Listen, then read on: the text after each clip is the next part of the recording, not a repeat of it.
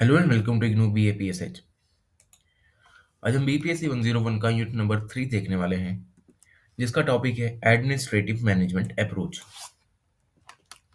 तो ये इस यूनिट का पार्ट 1 होने वाला है, जिसमें आज हम प्रिंसिपल्स ऑफ लूथर गुलिक तक के टॉपिक्स को यहाँ पर कवर करने वाले हैं।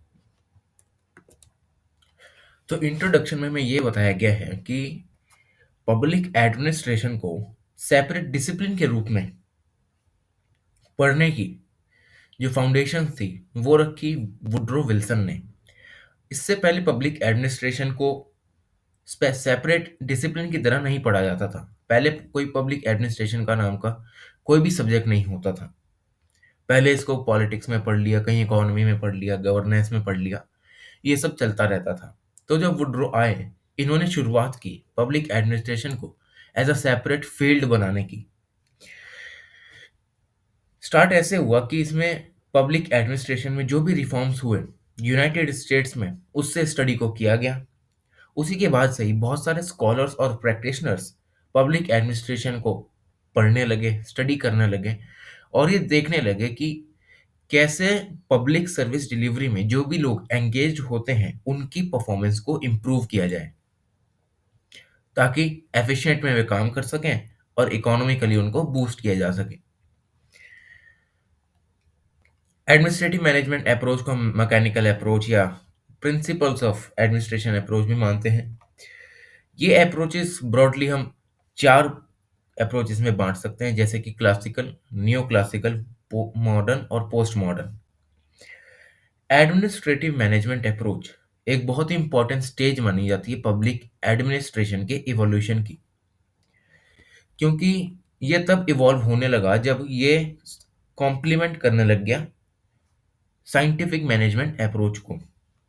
वो हम आगे देखेंगे कि कैसे इसमें ये फाइंड करने की कोशिश की गई है, ढूंढने की कोशिश की गई कि कैसे हमें एक रेशनल वे ढूंढनी है कि जिससे जो ऑर्गेनाइजेशन है, उस पूरी ऑर्गेनाइजेशन में जो भी काम कर रहा है उसकी परफॉर्मेंस को कैसे इंप्रूव किया जाए एक फॉर्मल स्ट्रक्चर के थ्रू। अब हम देखते हैं कि इसका इवोल्यूशन कैसे होता है। Principles of administrative approach was formed logical component to scientific management approach. तो ये तभी इवॉल्व होने लग गई थी जब इसने कॉम्प्लीमेंट करना शुरू किया साइंटिफिक मैनेजमेंट अप्रोच को। जहाँ साइंटिफिक मैनेजमेंट का फोकस था वो था कि जो भी फिजिकल टास्क वर्कर कर रहे हैं उनकी परफॉर्मेंस को कैसे बढ़ाया जाए या इम्प्रूव किया जाए।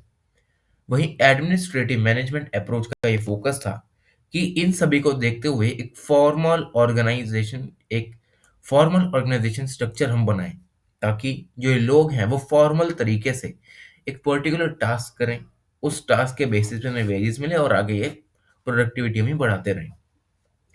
जो जनरल प्रॉब्लम एडमिनिस्ट्रेटिव अप्रोच ने एड्रेस की वो ये थी कि इन्होंने टास्क को आइडेंटिफाई करना शुरू किया कि जो एकम्प्लिश करने के लिए ज़रूरी हैं किसी भी ऑर्गेनाइजेशन के ऑब्जेक्टिव्स के लिए। इन्होंने एक टास्क को ग्रुप करना शुरू कर दिया ताकि जो ऑर्गेनाइजेशन की एफिशिएंसी है वो मैक्सिमाइज हो सके।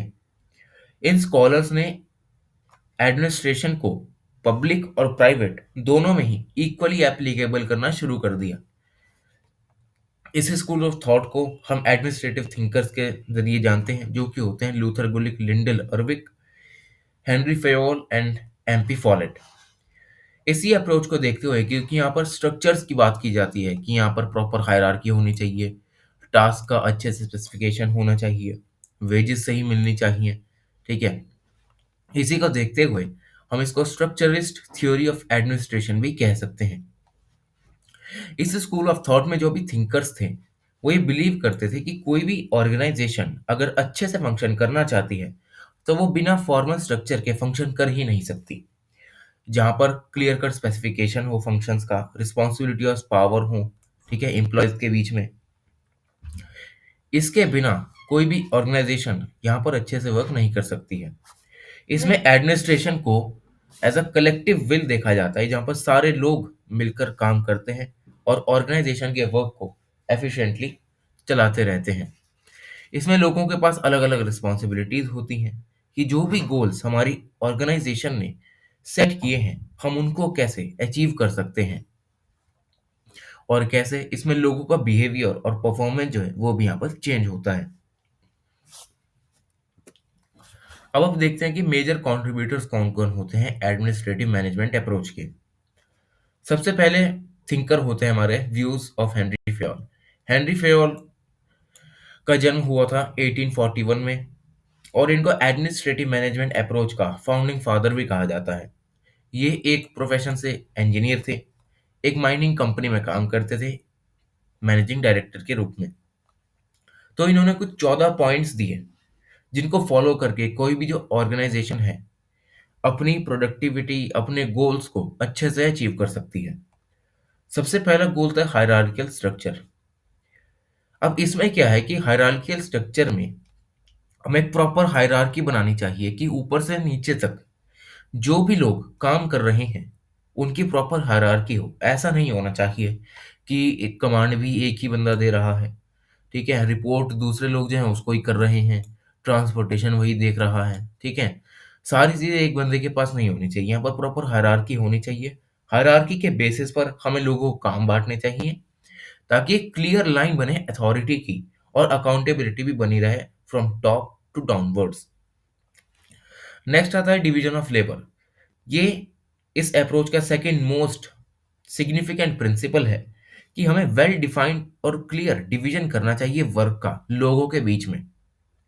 इससे क्या होगा कि जो भी स्पेसिफिक गोल्स होंगे वो एक ऑर्डर में चलते रहेंगे, ठीक है। ऐसा नहीं होगा कि आज एक काम शुरू किया, अधूरा रह गया, फिर दूसरा शुरू कर दिया, ऐसा नहीं। अलग अलग लोगों को अलग अलग काम देंगे ताकि जो ऑर्गेनाइजेशन के लोग हैं, जो गोल्स हैं, वो हम उसे अचीव कर सकें। नेक्स्ट आता है लॉयलिटी। अब ये जब वफादारी बहुत ही ज़्यादा ज़रूरी है, इसलिए इस अप्रोच को या इस पॉइंट को, इसका एक बेसिक प्रेमाइज भी माना जाता है, मतलब एक फाउंडेशन के तौर पे इसको देखा जाता है। इसमें यह है कि इसमें हमें ऑर्गेनाइजेशन के इंटरेस्ट को ऊपर रखना है, ना कि किसी इंडिविजुअल और ग्रुप ऑफ इंडिविजुअल्स के, ठीक है। मतलब ऑर्गेनाइजेशन के जो भी गोल्स हैं वो सबसे पहले आएंगे। किसी भी कोई इंडिविजुअल है, कोई ग्रुप ऑफ इंडिविजुअल्स है, उसके जो भी विचार हैं उस गोल को लेके वो यहाँ पर नहीं सुने जाएंगे, ताकि जो लॉयलिटी है ऑर्गेनाइजेशन की अपने काम के लिए वो बनी रह सके। नेक्स्ट आता है पेमेंट ऑफ फेयर वेजेस। अब जो लोग इसमें काम कर रहे हैं उनको पेमेंट मिलनी चाहिए फेयर वेजेस में, किसी भी तरीके का कोई डिस्क्रिमिनेशन नहीं होना चाहिए। नेक्स्ट आता है unity of direction. Her department, her division को जो भी ऑर्गेनाइजेशन से संबंधित है उसे मैनेजर को डायरेक्ट करना चाहिए, ठीक है। जब मैनेजर है एक प्लान के जरिए उसको डायरेक्ट करे कि कैसी परफॉर्मेंस हो रही है, क्या क्या एक्टिविटीज हमें परफॉर्म करनी चाहिए, तो ये सब यूनिटी ऑफ डायरेक्शन में आ जाता है। मतलब एक ही इंसान कमांड दे, ऐसा ना हो कि मैनेजर के नीचे कोई दूसरे वर्कर्स हैं वो भी अलग डायरेक्शन दे रहे हैं, उसके नीचे है कोई अलग डायरेक्शन दे रहा है। एक ही मैनेजर होना चाहिए जो कि दूसरों को डायरेक्शन देगा। नेक्स्ट आता है unity of command. Unity of command में ये बताया गया है कि जो भी सबॉर्डिनेट है वो अपने ऑर्डर्स को एक वन सुपीरियर ऑफिसर से लेगा, ठीक है। जो भी काम कर रहे हैं, जो भी लोग हैं, वो किसी एक ही सुपीरियर बंदे से यहाँ पर अपनी कमांड लेगा। ऐसा नहीं होगा कि एक इसमें सबॉर्डिनेट है वही सबको कमांड दे दे तुम ऐसे कर लो, और ये वन सुपीरियर को ऐसे ही बिठा के रखा हुआ है। ऐसे यहाँ पर नहीं चलेगा। एक ही सुपीरियर होना चाहिए जो सबको कमांड दे। नेक्स्ट आता है there should be a system of mono command. यहाँ पर मोनो कमांड का मतलब है कि एक ही ऑफिसर जो है वो कमांड देगा। इसका मतलब सारे मेंबर्स पर जो भी ऑर्गेनाइजेशन में काम कर रहे हैं वो एक ही इंसान से कमांड लेंगे और एक ही इंसान को यहाँ पर रिपोर्ट करेंगे। नेक्स्ट आता है डिसिप्लिन। कोई भी ऑर्गेनाइजेशन फेयर के ओपिनियन में तब तक सक्सीड नहीं कर सकती जब तक उसमें डिसिप्लिन का लैग हो। इसी के लिए यहाँ पर डिसिप्लिन की बहुत ही ज़्यादा ज़रूरी होती है, ताकि जो डिसिप्लिन है वो एक कॉमनैलिटी बनाकर रखे, ठीक है। लोग एक साथ मिलकर एक ही तरीके से काम करें ताकि जो ऑर्गेनाइजेशन है वो अपने गोल्स को यहाँ पर अचीव कर सके। नेक्स्ट आता है अथॉरिटी। अब अथॉरिटी फायोल ऐसे डिफाइन करते हैं। फायोल के अकॉर्डिंग अथॉरिटी एक ऐसा स्ट्रक्चर है जहाँ से ऑर्डर्स आए, ठीक है, और सिक्योर कॉम्प्लियंस आए। अथॉरिटी में ऑर्डर्स को इशू किया जाए, अथॉरिटी में भी हायरार्की हो, ठीक है, तो ये सब अथॉरिटी में आ जाता है। नेक्स्ट आता है centralisation. Fayol believed that principle of centralization is dependent for its application on the need and culture of organization. Centralisation का मतलब ये है कि फायोल ये मानते थे कि अगर हमें सेंट्रलाइजेशन करना है तो ये डिपेंडेंट है कि उस समय की, उस पर्टिकुलर टाइम पीरियड की क्या नीड है। अगर उसमें नीड है कि हमें सब कुछ, सारी पावर्स को एक ही ऑर्गेनाइजेशन को देना है या एक ही अथॉरिटी को देना है, तब हम उसमें सेंट्रलाइजेशन कर सकते हैं। वरना हम डिसेंट्रलाइज वे में प्रॉपर हायरार्की में भी काम यहाँ पर कर सकते हैं। फायोल कहते थे कि अगर नीड है तो सेंट्रलाइजेशन कर लो, नहीं है तो मत करो। नेक्स्ट आता है order. The principle of order implies placing people and material at right place and right time to ensure effective and efficient operation. Order का मतलब ये है कि सही लोगों को सही मटेरियल देना, सही काम को करने के लिए, ताकि इफेक्टिव और एफिशिएंट ऑपरेशंस यहाँ पर चलाए जा सकें किसी भी ऑर्गेनाइजेशन में। नेक्स्ट आता है equity. The principle indicates that should there should no be discrimination between employees. Equity का मतलब है कि किसी भी तरीके का कोई डिस्क्रिमिनेशन नहीं होना चाहिए एम्प्लॉयज के बीच में। ऐसा नहीं होना चाहिए कि एक एम्प्लॉय कम काम कर रहा है क्योंकि वो डिसेबल्ड है तो उसे कम पैसे दे दो, ऐसा नहीं होना चाहिए। सभी को इक्वली ट्रीट करना चाहिए ताकि जो वर्कर्स हैं वो रूल्स रेगुलेशन को अच्छे से माने, क्योंकि तभी अगर इक्वली सब पे एप्लीकेबल होगा तभी यहाँ पर अच्छे से काम निकाल सकेगी कोई भी ऑर्गेनाइजेशन। नेक्स्ट आता है स्टेबिलिटी ऑफ टेन्योर। अब जो भी लोग काम कर रहे हैं उनको स्टेबिलिटी तो देनी पड़ेगी, ठीक है। अगर कोई भी ऑर्गेनाइजेशन ऐसी है कि एक दो महीने काम करा और भाग गई, इसमें टेन्योर की कोई स्टेबिलिटी नहीं होती। फेयोल के अकॉर्डिंग जो स्टेबिलिटी है टेन्योर की बहुत ही ज़्यादा ज़रूरी है। अब इससे होता है क्या कि एम्प्लॉयज़ के जो दिमाग है या मन है उसमें सिक्योरिटी बनी रहती है कि हाँ, ये ऑर्गेनाइजेशन सिक्योर है, हम यहाँ पर अच्छे से काम कर सकते हैं, और इसी वजह से वो अपना बेस्ट देते हैं किसी भी ऑर्गेनाइजेशन में। नेक्स्ट आता है इनिशिएटिव। अब इसमें क्या है कि एम्प्लॉयज़ को कहा जाता है कि एम्प्लॉयज़ आप इनिशिएटिव्स लें, ठीक है, नए नए आइडियाज़ को ओरिजिनेट करें और प्लान्स को कैरी आउट करें। नेक्स्ट आता है एस्पिरिट द कॉर्प्स। इसका मतलब है कि जो काम कर रहे हैं उसमें कोई स्पिरिट लाएं, ठीक है, टीम स्पिरिट यहाँ पर बिल्ड करें ताकि किसी भी जो ऑर्गेनाइजेशन है उसमें हार्मनी आए, यूनिटी आए, क्योंकि हार्मनी और यूनिटी बहुत ज़्यादा ज़रूरी है वर्कर्स के काम करने के लिए। इससे कि उनमें फ्रेंडली रिलेशंस भी बने रहेंगे और ऑर्गेनाइजेशन की जो परफॉर्मेंस है उसमें भी इंक्रीज देखा जाएगा।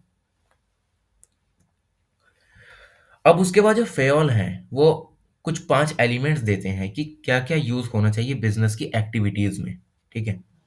या एडमिनिस्ट्रेशन में। सबसे पहला आता है प्लानिंग, नेक्स्ट आता है ऑर्गेनाइजिंग, फिर नेक्स्ट आता है कमांडिंग, कोऑर्डिनेटिंग एंड कंट्रोलिंग, जिसे हम पीओ ट्रिपल सी के नाम से जानते हैं। प्लानिंग का मतलब ये है कि प्लानिंग में मैनेजर्स को ये डिफाइन करना चाहिए कि कैसे वर्क होना चाहिए हमारी ऑर्गेनाइजेशन में। प्लानिंग से यूटिलाइजेशन ऑफ फिजिकल, फाइनेंशियल और ह्यूमन रिसोर्सेज का अच्छे से यूटिलाइजेशन होता है। इंश्योर कर पाते हैं कि जो हमारे फिजिकल रिसोर्सेज हैं, फाइनेंशियल रिसोर्सेज हैं और ह्यूमन रिसोर्सेज हैं वो अच्छे से प्लान्ड वे में काम करें। नेक्स्ट आता है ऑर्गेनाइजिंग। अब इससे एक्टिविटीज़ जो भी हैं उसका आइडेंटिफिकेशन हो, ड्यूटीज़ का एलोकेशन किया जाए और क्लासिफिकेशन किया जाए ग्रुपिंग्स का, कि ये ग्रुप ये काम करेगा, दूसरा ग्रुप दूसरा काम करेगा। इस तरीके से ऑर्गेनाइजिंग होनी चाहिए।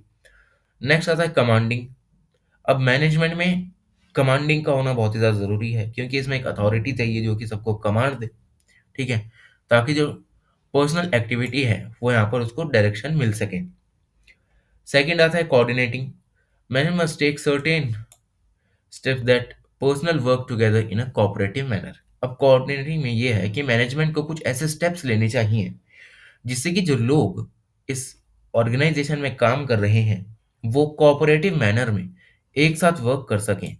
अब कोऑपरेटिव मैनर में वर्क करेंगे तो साफ सीधी सी बात है हमारा जो आउटपुट है वो भी अच्छा निकलेगा।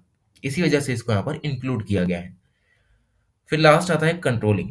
मैनेजर जो है किसी भी ऑर्गेनाइजेशन का उसे इवेल्युएट और इंश्योर करना चाहिए कि जो लोग मेरे यहाँ काम कर रहे हैं वो क्या मेरी कमांड को मान रहे हैं, फॉलो कर रहे हैं या नहीं कर रहे हैं।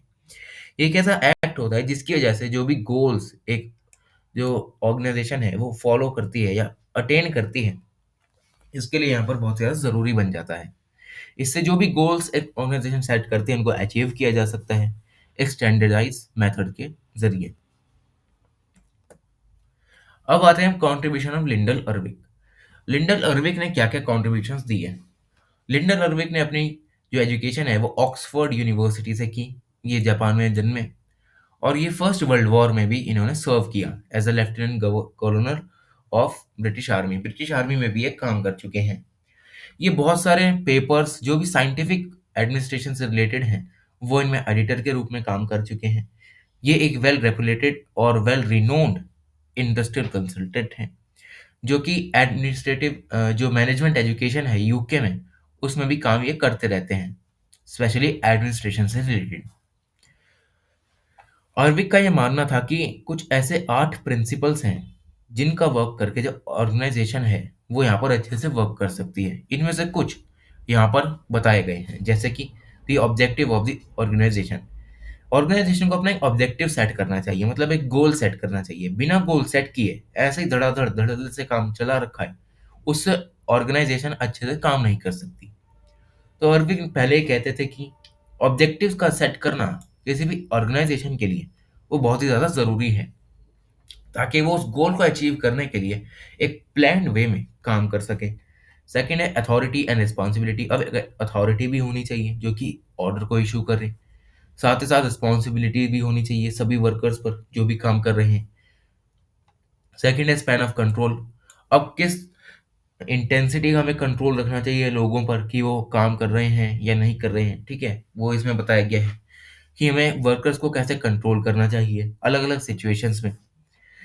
फिर है कोऑर्डिनेशन। कोऑर्डिनेशन मतलब सब लोग कोऑपरेटिव मैनर में काम करें, एक दूसरे के साथ कोऑर्डिनेट करके काम करें। लास्ट आता है डेलीगेशन अमंग दी प्रिंसिपल्स। अब जो प्रिंसिपल्स हैं या जो गोल्स हैं, ठीक है, मतलब जो प्रिंसिपल्स हैं जो भी ऑब्जेक्टिव्स हैं उन्हीं के लिए यहाँ पर अकाउंटेबिलिटी बनी रहे। तो ये लिंडल अर्विक का मानना था। लास्ट में आता है हमारे पास principles of Luther Gulick. Principles of Luther Gulick में हमें यही बताया गया कि इन्होंने भी वही पॉजिटिव और व्यू को दिया है, ठीक है, जिससे कि जो मैनेजमेंट है वो अच्छे से हो सकती है। ये हम फर्स्ट यूनिट में भी पढ़ चुके हैं, जिसका पहला आता है प्लानिंग, नेक्स्ट आता है organisation, staffing, directing, coordination, reporting and budgeting. Planning का मतलब एक प्लान बना लो, ठीक है, किस पर्टिकुलर फील्ड में हमें काम करना है। ऑर्गेनाइजेशन में कुछ लोगों को एक ऑर्गेनाइजेशन बनाओ, ठीक है, जिसमें बॉस हो, उसके नीचे मैनेजर्स वगैरह हो। थर्ड आता है स्टाफिंग, लोगों को, ठीक है, इंक्लूड करना शुरू करो, नौकरी दो। फोर्थ है डायरेक्टिंग, उनको डायरेक्शंस दो कि किस वे में हमें काम करना है। फिफ्थ आता है कोऑर्डिनेशन, कोऑर्डिनेशन के साथ वर्कर्स को काम करने दिया जाए ताकि ऑर्गेनाइजेशन की प्रोडक्टिविटी बढ़े। नेक्स्ट आता है रिपोर्टिंग। अब रिपोर्टिंग में क्या है कि जो सारे जो लोग हैं जो भी काम कर रहे हैं वो एक बंदे को रिपोर्ट करें कि ये सब काम हो चुका है। सेवंथ आता है बजटिंग। इन सभी के लिए पैसा तो चाहिए ही, तो इसी के लिए बजटिंग भी की जाए, सारे फाइनेंशियल रिसोर्स का एलोकेशन किया जाए सभी फील्ड्स में, ताकि किसी भी फील्ड में पैसे की कमी ना हो। तो ये खत्म होता है हमारा पार्ट 1 इस यूनिट का। तो थैंक यू सो मच।